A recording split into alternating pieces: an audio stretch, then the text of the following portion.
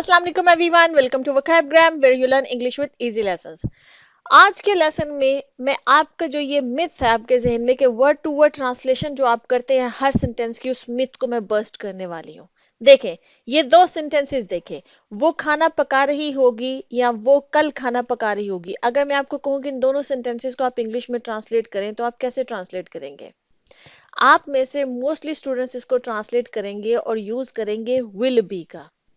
She will be cooking या she will be cooking tomorrow, इन दोनों सेंटेंसेस को वो इस तरह से ट्रांसलेट करेंगे। एंड व्हाट इफ आई से इट्स रॉन्ग?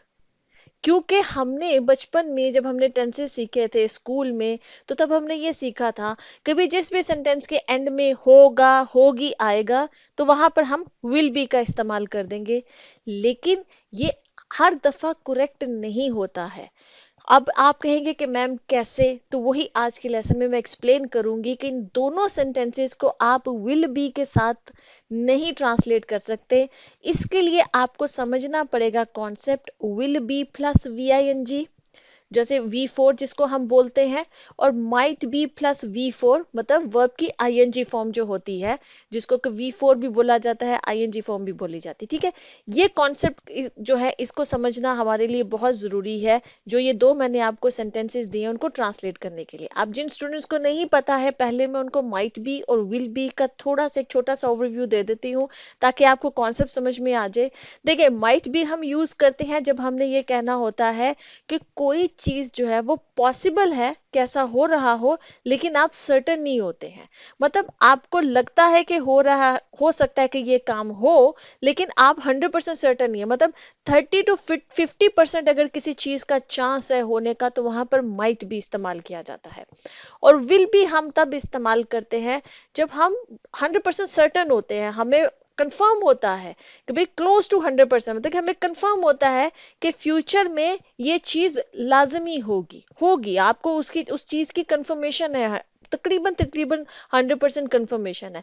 तो वहां पर हम विल भी इस्तेमाल करते हैं। ये इसका मेन डिफरेंस है कि माइट भी यूज करते हैं जहां पर आप 30 से 50% के बीच में सर्टन होते हैं, और विल भी हम तब यूज करते हैं किसी काम के लिए जब आप 100% के करीब सर्टन होते हैं। जैसे सेंटेंस देखें, she might be late today, हो सकता है कि वो आज लेट हो जाए।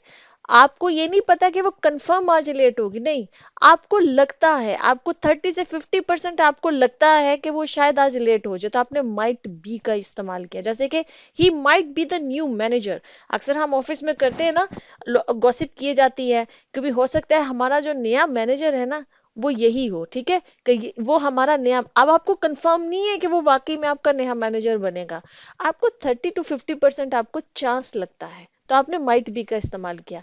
इन्हीं सेंटेंसेस को अगर हम विल बी के साथ इस्तेमाल कर देंगे ना, तो इनका सारी जो ना चेंज जो है, इसकी टोन जो है वो चेंज हो जाएगी। क्या, she will be late today, तो इसका मतलब है कि आपको तकरीबन 100% आपको कंफर्म है कि आज वो लाजमी लेट होगी। ठीक है, और अगर आप जैसे सेकंड सेंटेंस है he will be the new manager, तो यहां पर भी आपको 100% के करीब जो है ना इस बात की सर्टेनिटी है कि वो हमारा नया मैनेजर होगा। तो जस्ट विल बी और माइट बी को चेंज करने से जुमले की जो सेंस है ना वो चेंज हो जाती है, इसलिए इन दोनों को समझना बहुत जरूरी है। अब आ जाते हैं हम, जो मैंने पहले आपको बताया कि माइट बी के साथ जब हम V4 इस्तेमाल करेंगे और विल बी के साथ जब हम वर्ब की आईएनजी फॉर्म इस्तेमाल करेंगे, तो क्या मतलब बनते हैं सेंटेंसेस के, तब क्या सेंटेंसेस बनते हैं। जैसे कि माइट बी के साथ जब हम आईएनजी इस्तेमाल करते हैं ना, तो इसका मतलब होता है कि someone could be doing something at a given time. मतलब कोई भी वक्त हो सकता है, वो अभी का भी वक्त हो सकता है, वो फ्यूचर का भी वक्त हो सकता है, और उसमें आप ये कह रहे हैं कि आपको 30 to 50% के बीच में ये चांस लगता है कि शायद वो इंसान ये काम कर रहा हो।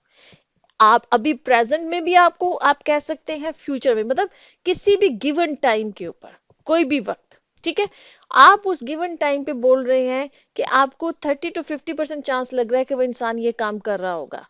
और विल भी जब आप यूज करते हैं तो तब आप ये कह रहे होते हैं कि फ्यूचर में कोई इंसान डेफिनेटली कोई खास एक्शन है जिसको वो परफॉर्म कर रहा होगा, तो वहां पर विल बी लगाया जाता है। ये डिफरेंस है दोनों में। जैसे कि शी माइट बी स्लीपिंग, आप बैठे हुए दोस्तों के साथ और कह रहे हैं कि घर कॉल कर लूं, फिर आप कहेंगे नहीं यार घर कॉल करूंगा, हो सकता है कि मेरी जो वाइफ है वो इस वक्त सो रही हो। आपको कंफर्म नहीं है लेकिन आपको लग रहा है, आप सर्टेन नहीं है, तो शी माइट बी स्लीपिंग आप कह सकते हैं कि my wife might be sleeping, कि मेरी जो बीवी हो सकता है वो इस वक्त सो रही हो। ठीक है, he might be working late tonight, हो सकता है कि वो आज रात लेट देर तक काम कर रहा होगा। ठीक है, ये है मतलब जब आप सर्टन नहीं है कि कोई शख्स इस काम को लाजमी कर रहा होगा, लेकिन जब आपको 30 to 50% के बीच में चांस लगता है कि शायद वो ये काम कर रहा होगा या वो कर रही होगी, जो भी एक्शन आप उस सेंटेंस में बोल रहे हैं। जब आप विल बी लगाते हैं तो इसका मतलब होता है कि फ्यूचर में कोई शख्स लाजमी ये काम कर रहा होगा, जैसे कि एट 8 PM, रात को 8 बजे, I will be watching a movie, मैं एक मूवी देख रहा हूंगा। मतलब आपको कंफर्म है, आपका प्लान है, आपने प्लान बना लिया कि भाई आज रात हो, जैसे वीकेंड पे लोग प्लान बनाते हैं, भी प्लान है कि भाई आज रात आपने 8 बजे आप लाजमी मूवी देख रहे होंगे, आप मूवी देखने, आपका देखने का प्लान है। ठीक है, तो वहां पर हमने विल बी लगा दिया कि ये आपका प्लान है, आपको सर्टेनिटी है कि आप ये काम कर रहे होंगे। तो वहां पे अब आ जाते हैं जो सेंटेंसेस मैंने आपको दो दिए थे, वो खाना पका रही होगी, जो पहला सेंटेंस है उसमें जो है सर्टेनिटी नहीं है, एक डाउट है, आप गेस कर रहे हैं कि हो सकता है वो खाना पका रही होगी। ठीक है, तो जब हम ये कहेंगे तो फिर हम यूज करेंगे शी माइट बी कुकिंग, हो सकता है वो खाना पका रही होगी। सेंस इसकी यही है, हो सकता के लिए हम कोई ट्रांसलेशन नहीं करेंगे, सिर्फ इतना जुमला शी माइट बी कुकिंग, उसी से माइट बी से ही ये सेंस आ रही है कि हो सकता है कि वो खाना पका रही होगी, मतलब डाउट आ रहा है वो खाना पका रही होगी।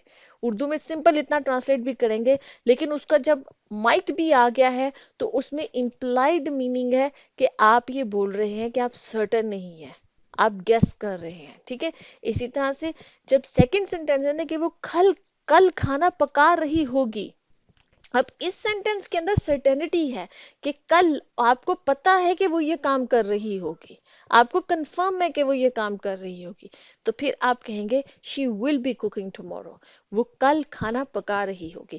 आई होप कि आपको ये जो दोनों कॉन्सेप्ट्स हैं वो समझ में आगे होंगे। इसी तरह से कोई और ग्रामर के कॉन्सेप्ट्स हैं जो आपको कंफ्यूज करते हैं, आप चाहते हैं कि मैं आपको एक्सप्लेन करूं, तो आप नीचे कमेंट सेक्शन में पूछ सकते हैं, मैं आपके लिए लेसन्स बनाऊंगी। ओके जी, अल्लाह हाफिज़, सी यू नेक्स्ट लेसन।